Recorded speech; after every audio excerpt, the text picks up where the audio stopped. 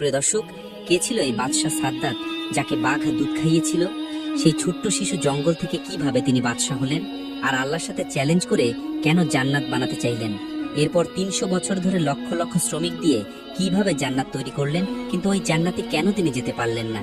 আর সেই জান্নাতের ভিতর কি কি ছিল, সেই সব রহস্য জানবো আজকের এই ভিডিওতে। তাহলে চলুন শুরু করি। একদা সাদ্দাত তখন নবজাত শিশু, তার মায়ের সাথে জাহাজে করে গভীর সমুদ্র দিয়ে পাড়ি দিয়েছে। সাদ্দাতের বয়স তখন 2 দিন কি 3 দিন হবে। জাহাজ যখন সমুদ্রের মাঝে গেল, তখন হঠাৎ প্রবল বেগে ঝড় বৃষ্টি শুরু হলো। আর এই জাহাজটি গভীর সমুদ্রে ডুবে যাচ্ছে দেখে সাদ্দাতের মা জাহাজে একটি কাঠ ভাসতে দেখে মা খুব কষ্ট করে শিশুটিকে নিয়ে কাঠে ভাসতে লাগলো।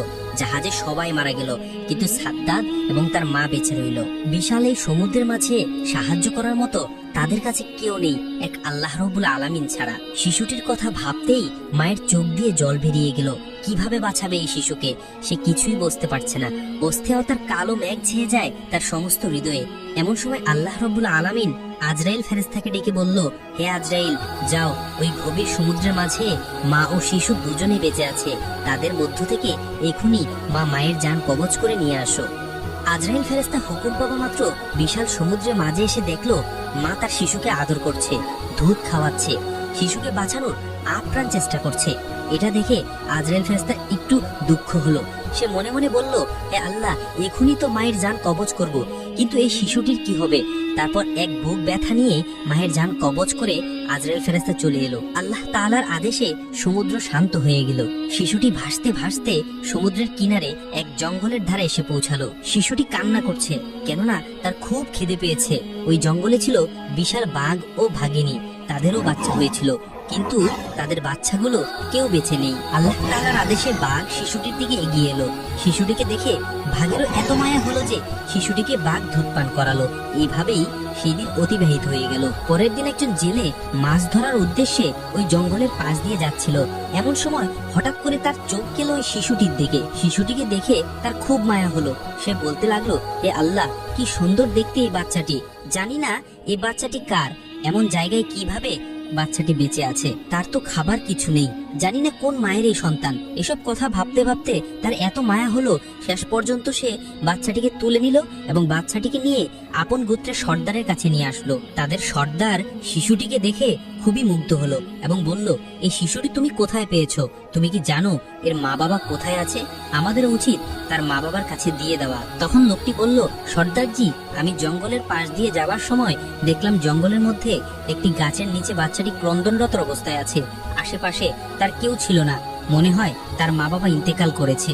তাকে দেখে আমার খুব মায়া হলো, এই জন্যই আপনার কাছে নিয়ে আসলাম। তখনই সর্দারজি বলল, ঠিক আছে, আমারও কোনো সন্তান নেই, এই শিশুটির দায়িত্ব আমি নিলাম। আজ থেকে আমি এই শিশুটিকে লালন পালন করব। এভাবেই শিশু সাদ্দাত বড় হতে লাগলো। বাচ্চাটির বয়স 8-9 বছর বয়সে উপনীত হলে অন্যান্য বাচ্চাদের সাথে সেও মাঠে খেলা করতে যেত। অন্যান্য বাচ্চাদের মধ্যে সে ছিল খুবই সুন্দর এবং স্বাস্থ্যবান। তার মায়াময় চেহারা সকলকে আকর্ষণ করত। সে ছিল খুবই স্বাস্থ্যবান এবং চালাক। তার ছিল ভীষণ সাহস।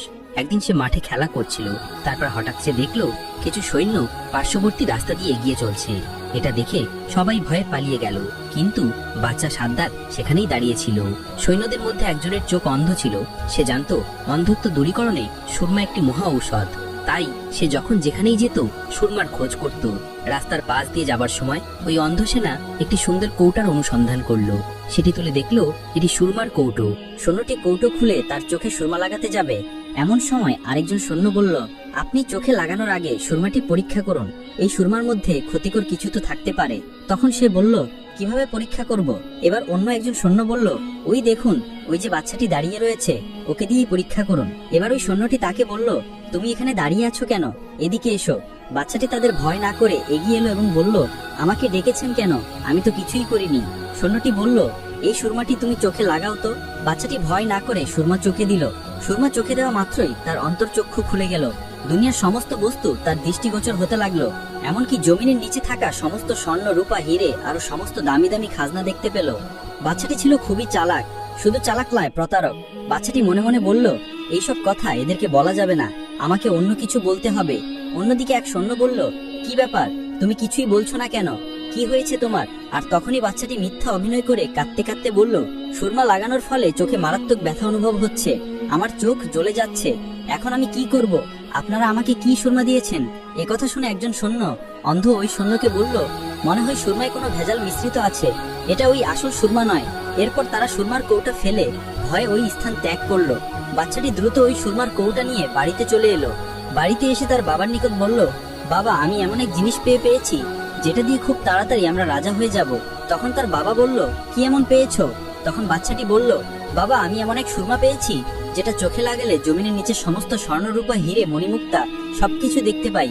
তখন বাবা বলল, বড় আনন্দের কথা শোনালে বাবা, তোমার কোনো ভয় নেই, আমার অনেক লোকজন আছে, আরো আছে অসংখ্য ঘোড়া ও গাধা, তুমি চোখে সুরমা লাগিয়ে চলো, তুমি যেখানেই স্বর্ণরূপা খাজানা দেখতে পাবে তখনই আমাদেরকে বলবে, আমরা উঠিয়ে নিব।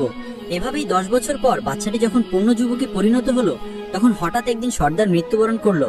সর্দারের মৃত্যুর কিছুদিন পর একজন বলল, এখন আমাদের সর্দার কি হবে?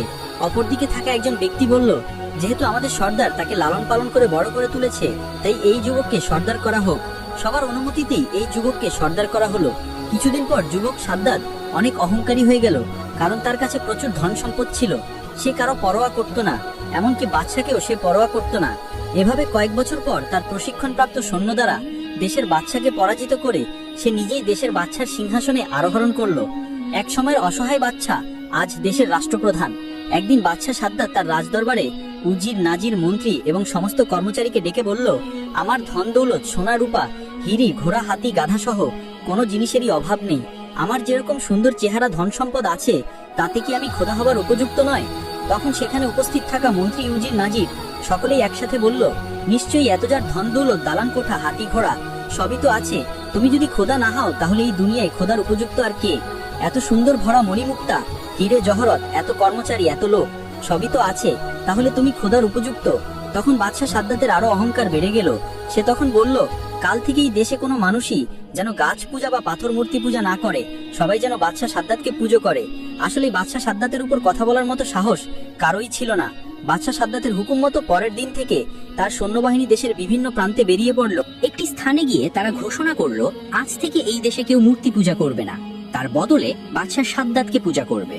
যদি এই হুকুম কেউ অমান্য করে তাহলে তাকে মৃত্যুদণ্ড দেওয়া হবে। এই কথা বলার পর তার সৈন্যবাহিনী সেখান থেকে চলে গেল। এদিকে হযরত হুদ আলাইহিস সালাম মূর্তি পূজা ছেড়ে সকলকে আল্লাহর রাস্তায় আসার জন্য আহ্বান করছে, আল্লাহর দ্বীন প্রচার করছে। কিন্তু বাদশা সাদ্দাতের সৈন্যদের মুখে এমন কথা শোনার কিছুদিন পর হযরত হুদ আলাইহিস সালাম বাদশা সাদ্দাতের দরবারে এসে হাজির হলেন। হযরত হুদ আলাইহিস সালাম বললেন, হে বাদশা সাদ্দাত, তুমি নাকি নিজেকে পূজা করতে বলেছো, তুমি নাকি খোদা এই দাবি করছো, তোমার এত সাহস কে দিয়েছে? এখনো সময় আছে, এক আল্লাহর প্রতি ঈমান আনো। হযরত হুদ আলাইহিস সালামের সাহস দেখে রাজদরবারের সবাই অবাক, যার ভয়ে দেশের সমস্ত মানুষ, উজির, নাজির, মন্ত্রী, এমনকি নিজের বেগমও কথা বলতে পারে না, সেখানে একজন দরবেশ কিনা তাকে উপদেশ দিচ্ছে। কি এই ব্যক্তি? তারা কেউ বুঝতে পারছে না। পাশে থাকা তার মন্ত্রী বলল, হুজুর, কি এই ব্যক্তি যে আপনার উপর কথা বলে? তার সাহস তো কম না। তখন বাদশা সাদ্দাত প্রচন্ড রেগে গেল, উচ্চ স্বরে গর্জন করে বলে উঠল, তোমার আল্লাহকে মানতে যাব কিসের জন্য? আমি নিজেই খোদা। তখন হযরত হুদ আলাইহিস সালাম বললেন, আল্লাহ পরম করুণাময়, তিনি আপনাকে দুনিয়ায় সুখে রাখবেন এবং মৃত্যুর পর তোমাকে বেহেশতে থাকতে দেবে। এই কথা শুনে বাদশা সাদ্দাত বলল, তোমার আল্লাহ কি আমার চেয়েও সুখী? হযরত হুদ আলাইহিস সালাম বললেন, নিশ্চয়ই আল্লাহ তাআলা নেক বান্দাদের জন্য বেহেশতে তৈরি করেছেন। দুনিয়া ছেড়ে চলে যাওয়ার পর কালে বেহেশতে রয়েছে। বেহেশতে রয়েছে অতুলনীয় শোভা, অফুরন্ত সুখ, সেখানে কোনো কিছুর অভাব নেই।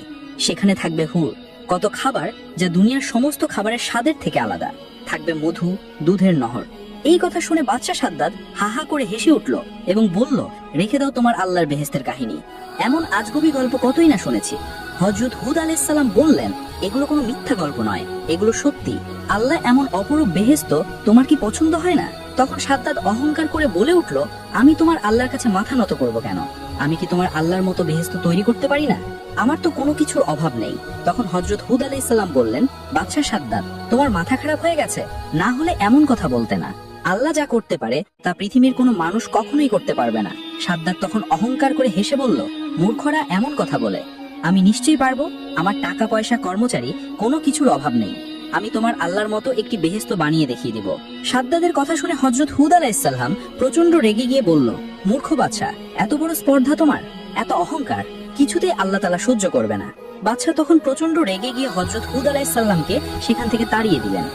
কিছুদিন পর বাদশাহ সাদ্দাত তার সমস্ত উজির নাজির মন্ত্রী এবং কর্মচারীকে ডেকে বললেন, আমি দুনিয়াতে বেহেশত তৈরি করার সংকল্প করেছি, সুতরাং তোমরা উপযুক্ত জায়গা সন্ধান করো।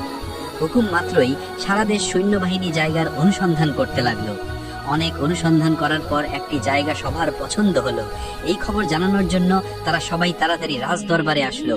সাদ্দাদের প্রধান উপদেষ্টা তাকে বলল, হুজুর, বেহেশত তৈরির জন্য সবচেয়ে সুন্দর এবং উপযুক্ত স্থান পেয়েছি। বাদশাহ সাদ্দাত বলল, কোন স্থান? সেই স্থানের বিবরণ দাও। তখন প্রধান উপদেষ্টা বলল, স্থানটি লম্বায় ৮,০০০ মাইল এবং চওড়ায় ৫,০০০ মাইল। এই কথা শুনে বাদশাহ সাদ্দাত অনেক খুশি হলো। সাথে সাথে বাদশাহ সাদ্দাত ঘোষণা করলো, এই দেশে কারো বাড়ি কেউ স্বর্ণরূপা রাখতে পারবে না, সবাইকে রাজ দরবারে জমা দিয়ে যেতে হবে। হুকুম মতো পরের দিন থেকে সাদ্দাদের সৈন্যবাহিনী দেশের বিভিন্ন প্রান্তে প্রতিটি বাড়িতে অনুসন্ধান করতে লাগলো। যার বাড়িতে সোনা রূপা হিরে পাওয়া যেত সেটিকে তারা নিয়ে চলে আসতো। এইভাবে বাদশাহ সাদ্দাদের সৈন্যবাহিনী সাধারণ মানুষের উপর অত্যাচার করত। দেশে ক্রমশ অন্যায় অত্যাচার বেড়ে গেল। বাদশাহ সাদ্দাত তার মন্ত্রীকে জিজ্ঞেস করলো, মন্ত্রী, বেহেশত তৈরির কাজ কত দূরে এগোলো? মন্ত্রী বলল, হুজুর, দুনিয়ার বিভিন্ন প্রান্তে যেখানে যত মূল্যবান জিনিস ছিল, স্বর্ণ, হিরে, মানিক মুক্ত, জওহরত, ইয়াকুত ও মার্বেল জোগাড় করা হলো।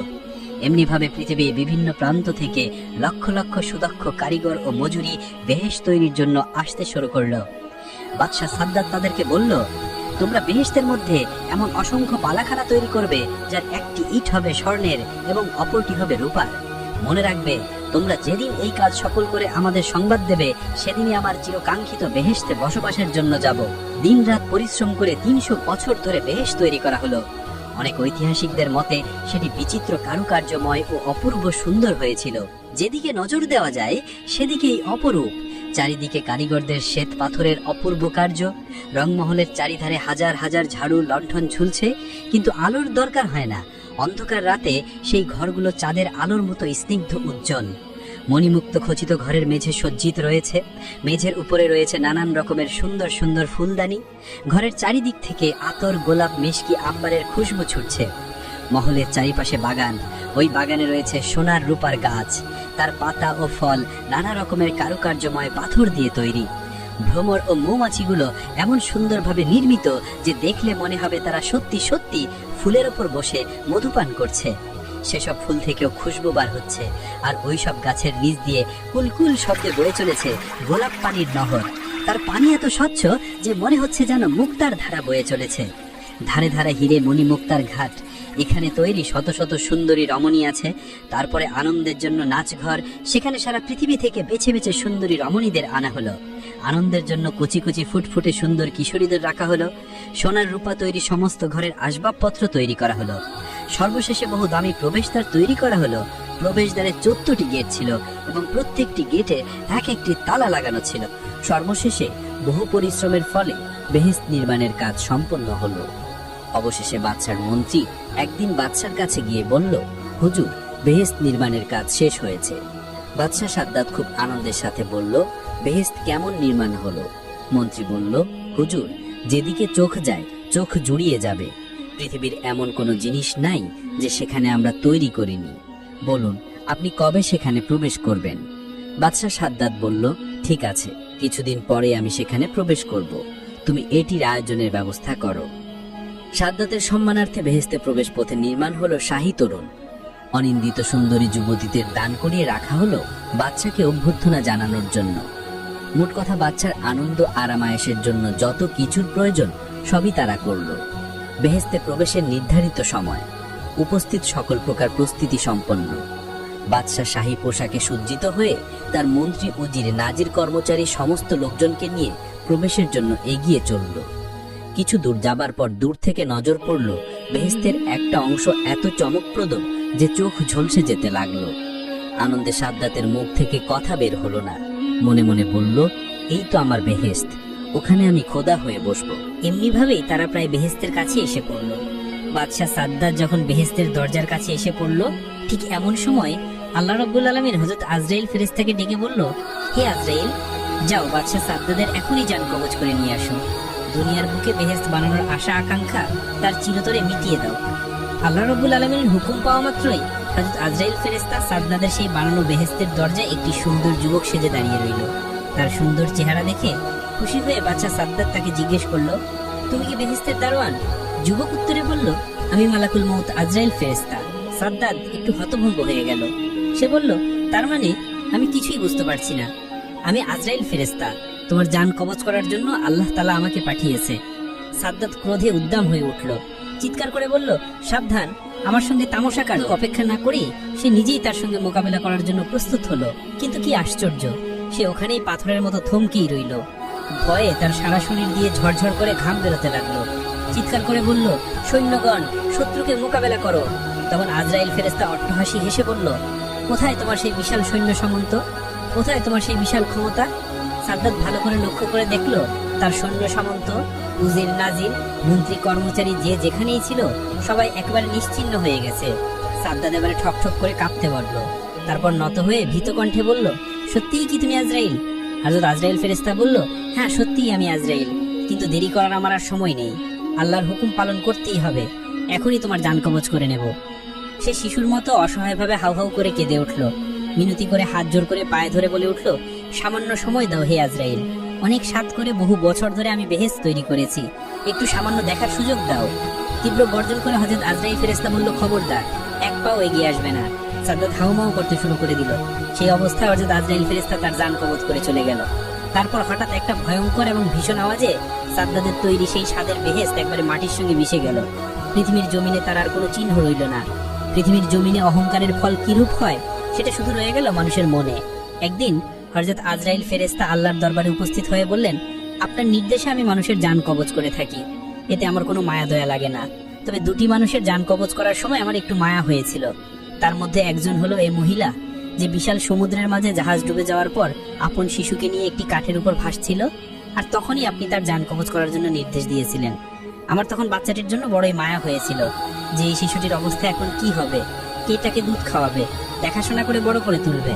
আরেকজন হলো এই বাদশা, যে কয়েকশো বছর ধরে সাধনা করে একটি মনোরম বেহেশত বানিয়েছিল। অতঃপর সে যখনই ওই বেহেশতে প্রবেশ করতে গেল, ঠিক তখনই আমাকে আপনি জান কবজ করার আদেশ দিলেন। আমার তখন বড়ই খারাপ লাগছিল, এই জন্য যে সে তার নির্মিত বেহেশতকে এক পলকের জন্য দেখে যেতে পারল না। হযরত আজরাইল ফেরেশতার এমন কথা শুনে আল্লাহ রাব্বুল আলামিন বললেন, হে আজরাইল, যে বাদশার জন্য তোমার মায়া দয়া হলো, যার জন্য তুমি আফসোস করছো, সে তো ওই শিশুটি, ওই বিশাল সমুদ্রের মাঝে জাহাজ ডুবে যাওয়ার পর যার মায়ের জান কবজ করতে তোমার মায়া হয়েছিল। হে আজরাইল, তুমি কি জানো না যে শিশুটি বড় হয়ে আমার নাফরমানি করেছে, অহংকার করেছে, আল্লাহ তাআলার অস্বীকার করেছে, আল্লাহর হুকুমের বিরোধিতা করেছে? তাই আমি তার বেহেশতে পা রাখার সুযোগ দেইনি, বরং তার ভিতরে প্রবেশের আগেই সব ধ্বংস করে দিয়েছি। প্রিয় দর্শক, এই ঘটনা থেকে আমাদের শিক্ষা নেওয়া উচিত, আল্লাহর নিয়ামতকে অস্বীকার করলে, অহংকার করলে এর পরিণতি খুবই খারাপ হয়। আমরা এই পৃথিবীতে আল্লাহর নিয়ামতের মাঝে ডুবে থেকেও অহরহ নাফরমানি করে চলেছি, আল্লাহর হুকুমের বিরুদ্ধে আচরণ করছি। এই সমস্ত জিনিসকে আমাদের বর্জন করতে হবে। সকল খারাপ কাজ ছেড়ে দিয়ে সহজ সরল পথে চলার চেষ্টা করা উচিত। আল্লাহ তাআলা যেন আমাদের সকলকে হিংসা, অহংকার, সুদ ঘুষ, হারাম আরো সকল প্রকার খারাপ কাজ থেকে দূরে সরিয়ে রাসূল সাল্লাল্লাহু আলাইহি ওয়াসাল্লামের দেখানো পথে চলার